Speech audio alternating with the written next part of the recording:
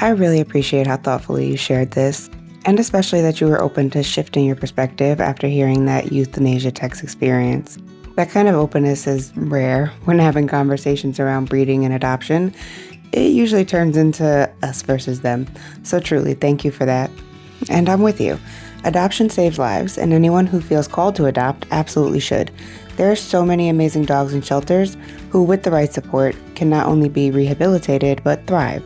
I've rescued shelter dogs myself, and most of the time when their needs are understood and their transition is handled with care, you get to watch them blossom. I think part of the challenge is that many of those dogs have already been through trauma and then end up in overwhelmed systems that are just doing the best they can with limited resources. And new adopters often don't get the tools they need to set those dogs up for long-term success. And of course, there isn't a one-size-fits-all approach because dogs aren't property.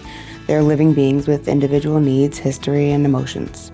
At the same time, for people who want a well-bred, healthy dog with reliable lineage, purpose-bred traits, and support, ethical breeders do play an important role. Responsible breeders prioritize health and temperament testing, stability, and lifetime accountability.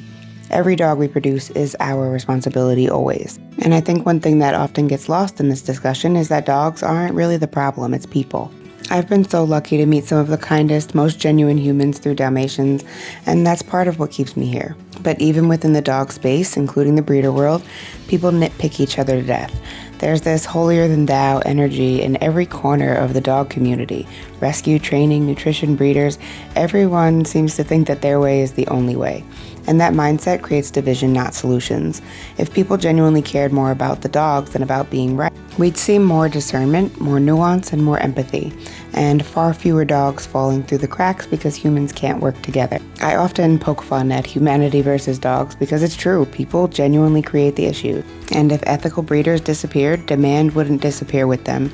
It would only open the door wider for backyard breeders and mills. And that helps no one, especially not the dogs.